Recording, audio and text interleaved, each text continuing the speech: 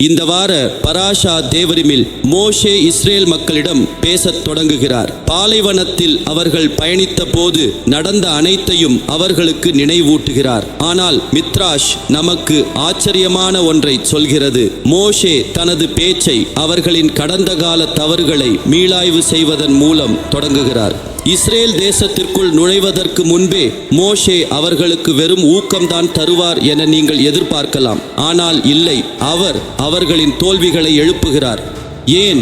இது அவர்களை சங்கடப்படுத்துவதற்காக அல்ல என்று மித்ராஷ் விளக்குகிறது. இது உண்மையில் அன்பும் பொறுப்பும் கொண்ட ஆழமான செயல். மோஷே அவர்கள் வளர விரும்புகிறார். அவர்கள் தங்கள் கடந்த காலத்திலிருந்து கற்றுக்கொள்ளவில்லை என்றால் எதிர்காலத்தில் அதே தவறுகளை மீண்டும் செய்யக்கூடும் என்பதை அவர் அறிவார். எனவே எல்லாம் சரியாக இருக்கிறது என்று முகமூடி போடுவதற்கு பதிலாக தவறு நடந்ததை அவர் மெதுவாக அவர்களுக்கு நினைவூட்டுகிறார். அவர்களை அவமானப்படுத்த அல்ல, மாறாக வழிநடத்துவதற்காக.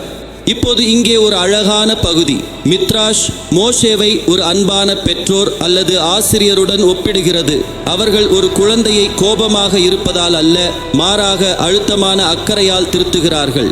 ஏதாவது தவறு நடந்தால் உண்மையான அன்பு அமைதியாக இருக்காது. உண்மையான அன்பு வெளிப்படையாக பேசுகிறது, ஆனால் புத்திசாலித்தனமாகவும் மற்றவரை மேம்படுத்த உதவும் நோக்கத்துடனும்.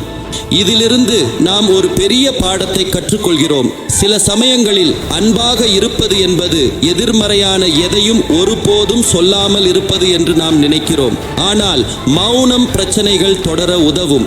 உண்மையான கருணை என்பது நாம் மற்றவர்கள் வளர உதவுவது. அது கடினமான உரையாடலை கொண்டிருந்தாலும் கூட, ஆனால் பொறுமை, மரியாதை மற்றும் இதயத்துடன் அதை செய்வது.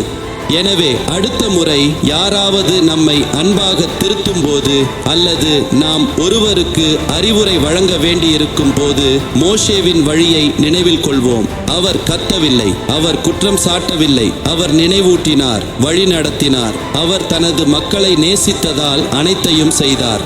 அதுவே நேர்மையான அன்பின் வலிமை. அது தவறுகளை புறக்கணிக்காது, மாறாக சிறந்த எதிர்காலத்தை உருவாக்க அவற்றை பயன்படுத்துகிறது. இதை நாம் ஒவ்வொரு நாளும் நம்முடன் எடுத்துச் செல்கிறது.